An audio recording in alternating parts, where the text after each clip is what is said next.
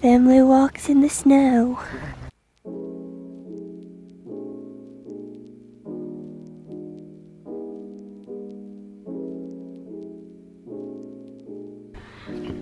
Hello and happy Monday! So whatever I have in the following vlog, video, whatever you want to call it, whatever I have coming after this is from last week.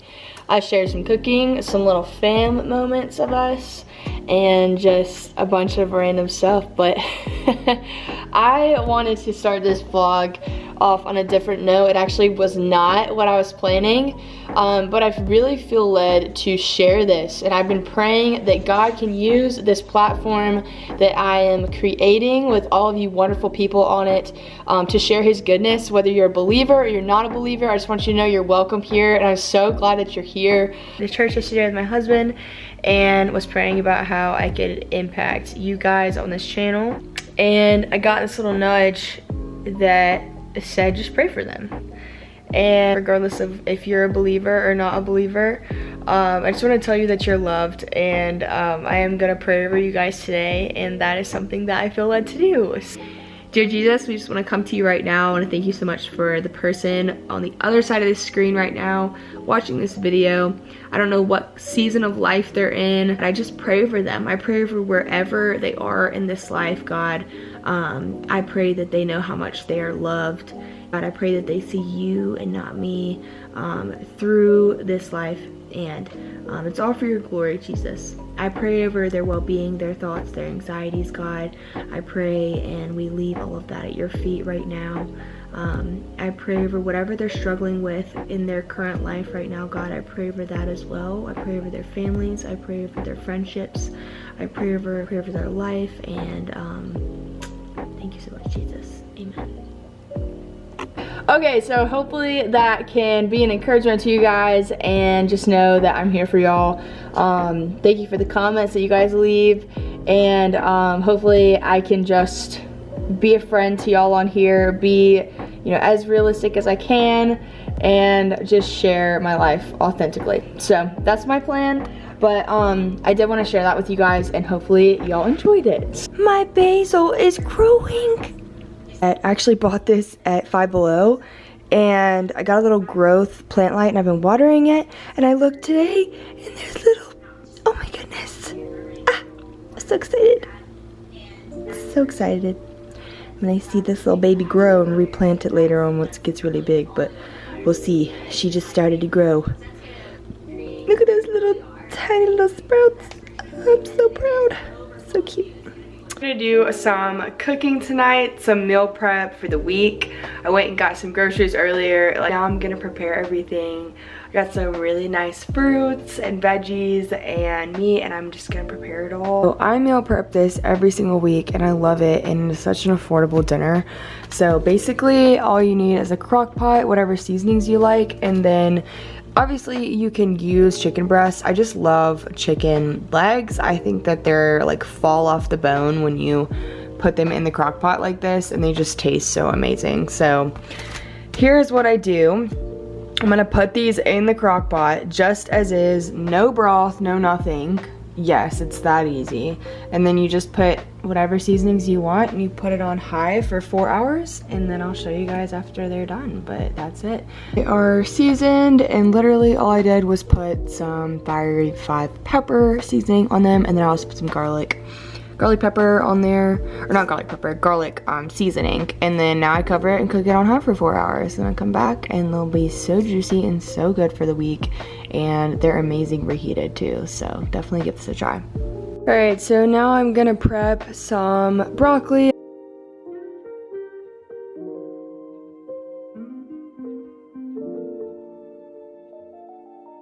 Alright, so one of them is washed, and this guy loves his vegetables, so I'm gonna give him this. He loves it, guys. So now I am peeling the sweet potatoes. I did not film that process. I'll film a little bit of me cutting them now. But now I'm peeling sweet potatoes, and now I cut them up, and I'm just gonna put them in this dish with some olive oil and seasoning, and that'll be it.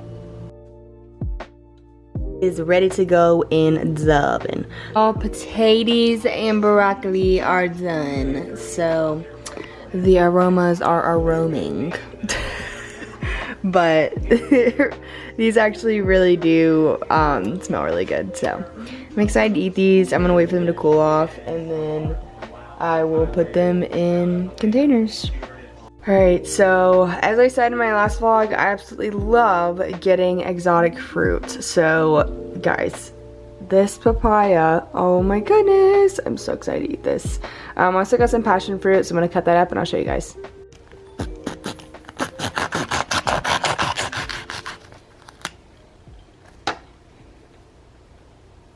Excuse the mess in the back. I need to clean really bad. So I'm gonna do that today. But this is the passion fruit. So good, you guys. This is how I eat it. I literally just spoon it out like this. And you just eat the whole center of it. I'm telling y'all, this is your sign to go to the store and buy some exotic fruit, because it's so good for you. It's not as ripe as the first one that I had. So good. Alright, so I got really hungry and baby girl was wanting some food. So obviously I'm meal prepping right now. I don't really have any food ready, so I did buy this while I was buying my groceries earlier, and it's the chicken wild rice soup from Publix, and I really like it, and it's nice and cozy because it's snowing outside today. So that's what we're gonna have. I'm gonna have some little crackers with it too, and probably something else after that too, because my appetite has been crazy big recently. So we're gonna eat this big bowl of soup and some more things, and then we'll come back and start cooking some more. Toast with peanut butter. Don't judge me with how this is spread. It's natural peanut butter, and I cannot spread it on the toast, so I'm literally just like, I don't care, I'm hungry, so I'm eating it. So I just ate my soup, and now I'm gonna eat this. Now I have the rest of these carrots I just washed off, and I'm gonna chop them and steam them in the microwave.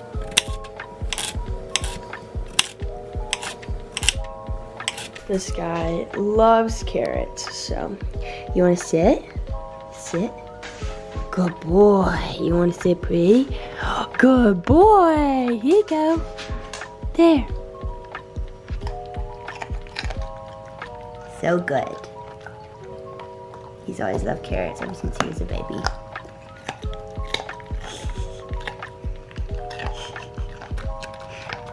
So cute to me. Carrots are in the microwave steamer, and now they go into the microwave for 5 minutes or 7 minutes. We'll see. Oh my gosh, this is my first time actually using the glass steamer. Highly recommend. That was so easy, and now these are like the perfect reheatable side dish. Super easy. I literally just put whatever seasonings I wanted to put on it, put a few tablespoons of water at the bottom of the steamer, and then microwaved it for 7 minutes and left it and just like let the steam really get into the carrots, and they're super soft, like sweet carrots, almost like a hibachi kind of style.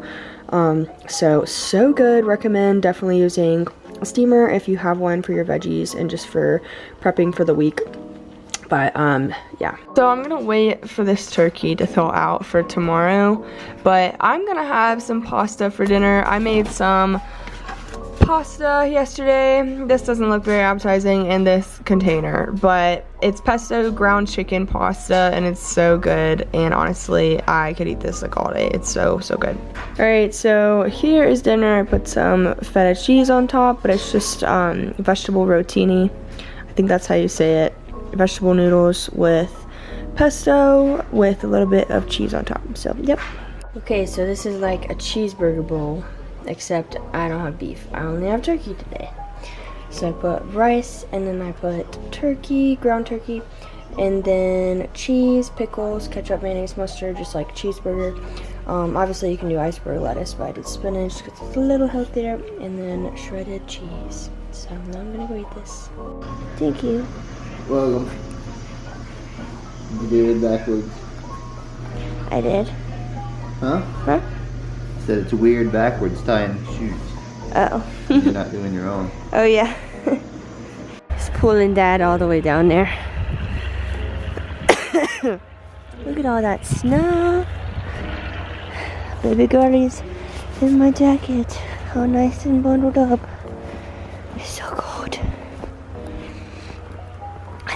next winter we'll have her all bundled up with us.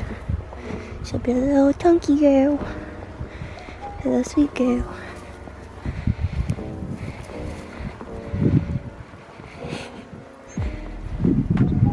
Love my family.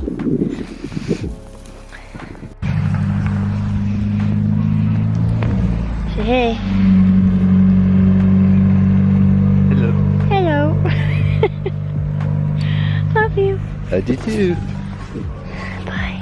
It's cold. It won't focus. What are you doing? Attempting to put together the bassinet. Yeah.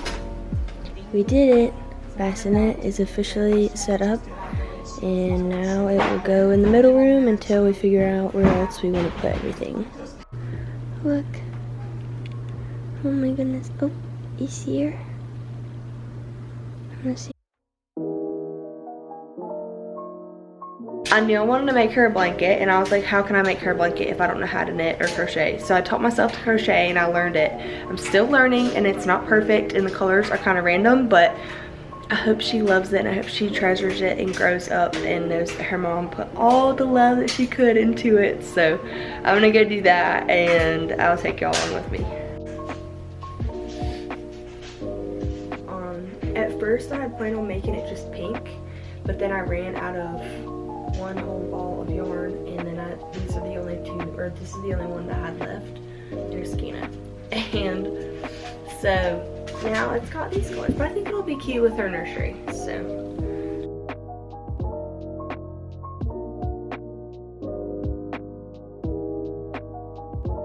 I want to give you guys an update, a quick update on how my glucose test went last week, past couple weeks. I did initially go in for the 50-gram glucose test. I definitely don't want to down talk like any of the providers or anything. They have been really nice to me, but this was just a big miscommunication. I did initially go in for the 50-gram glucose test, and the next day went by. That was after I had filmed the first video, and they called me and they were like, we do want to take you in for the 3-hour test because your reading was a little bit high. So they took me in for the 3-hour test, and then they give me a call after I had already gotten my blood drawn, I guess 2 or 3 times, like, hey Savannah, we don't need you to come in, you definitely have it, you don't need to come in for the 3-hour. And I was like, well, I'm already here. I was like, I'm already like almost done with the test, you know. And they said, oh my gosh, you're here? Okay, there must have been like a huge miscommunication, we'll come out and talk to you. There was a miscommunication, you weren't supposed to come in for the 3-hour, but we're just gonna disregard this test, and yada yada yada. I drove home, and I was convinced that I had gestational diabetes. And then I was able to call them, and I was like, is there any way that you can at least run my fasted test, which is the, you know, no food in the morning, the fasted result for my blood glucose. So they were like, we're really sorry, we threw away those vials, and we just went ahead and diagnosed you with it. And yeah, so basically they were like, we threw away the vials, we're extremely sorry. But I was able to get the Dexcom from my mother-in-law, which is a little catheter like needle, tiny little needle that stays in your arm, so you don't have to prick your finger 4 times a day. And I tracked my glucose. So I noticed something was off, and I actually went and, you know, went about my normal diet, and I did not spike. My numbers were staying normal, and I knew something was up. So I called them and I was like, is there any way you can get me back in for another 3-hour? This time I want to stay for the full thing. You guys get my fasted and the 3 hours after that. So I go in, just my water, no food, and I take my blood periodically over the next 3 hours. So I drink the 100 grams of sugar, and they do the test. They call me the next day and they're like, hey Savannah, we're glad you came in. We have good news because you actually don't have gestational diabetes. So they misdiagnosed me, like knew something was off, because it didn't make sense why my numbers weren't adding up. I think for the test you have to fail 2 out of the 3 tests in order to be diagnosed with it. But I think I had failed one of the tests, and then pass the other 2. So my number was a little bit high, but not high enough to fail me. For 2 weeks, I was just worried about it. In all honesty, I was trying to figure out how all of this works. I know that gestational diabetes has everything to do with your placenta and how it processes sugars, and it's not your fault. It's not the mom's fault. There's nothing you could do to prevent it. Sometimes it just happens, even if you're healthy or eat healthy. So I went through all that emotional thing. If you do have gestational diabetes, I just know that it's not your fault. It's not something that is to be ashamed of. I was actually openly going to talk about it on here if I did have it.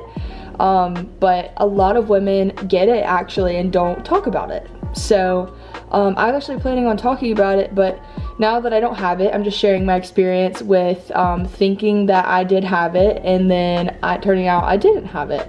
So that's kind of my experience with the doctors and how all that went. But again, they've been nice. There was just a really big miscommunication, and just wanted to share my experience with that. But you know, sometimes you just gotta listen to your gut and just go with it, and I'm glad I went in to get retested again. So that was my experience with that. But that test is not fun. So that was just my experience recently, and thought I would share that. So anyway, well, thank you for watching today's vlog. I'm so glad that you're here. I just realized I was wearing my sweatshirt wrong the whole entire beginning of the vlog, which is so funny, but it's okay. That's just reality. Sometimes you just have days like that. So anyway, thanks for being here, and I'll see you in the next video. Bye.